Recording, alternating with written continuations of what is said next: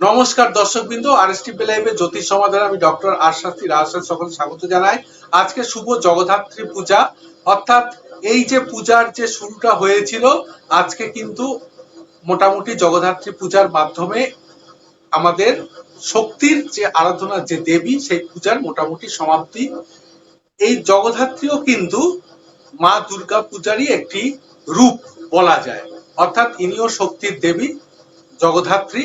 তো আজকের এই জগদ্ধাত্রী পূজার শুভ মুহূর্তে, শুভক্ষণে, শুভ তিথিতে আমার পক্ষ থেকে, আমার চ্যানেলের পক্ষ থেকে সকলকে শুভ জগদ্ধাত্রী পূজার প্রীতি শুভেচ্ছা, আন্তরিক অভিনন্দন। সকলে খুব ভালো থাকবেন, সুখে থাকবেন, সুন্দর থাকবেন, আনন্দ করুন। আজকে মায়ের জগদ্ধাত্রী পূজা, সকলে ভালো থাকুন। নমস্কার, ধন্যবাদ। জগতের যিনি ধাত্রী, দেবী জগদ্ধাত্রী, মা দুর্গারই আরেক রূপ। আজ শুভ জগদ্ধাত্রী পুজো। সকলকে অনেক অনেক শুভেচ্ছা ও আন্তরিক অভিনন্দন।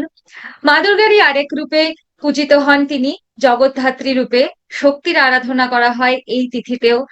সকলের ওপর মায়ের আশীর্বাদ বর্ষিত হোক, সকলের মধ্যে মায়ের শুভ শক্তি সঞ্চারিত হোক, অশুভ শক্তিকে দমন করে সকলে মিলে যেন এই জগৎকে ধারণ করতে পারি শুভ শক্তির উপাসক রূপে। ভালো থাকুন সকলে, সুস্থ থাকুন। শুভ জগদ্ধাত্রী পুজো। আপনারা দেখছেন আরএসটিভি লাইভে জ্যোতিষ সমাধান অনুষ্ঠান।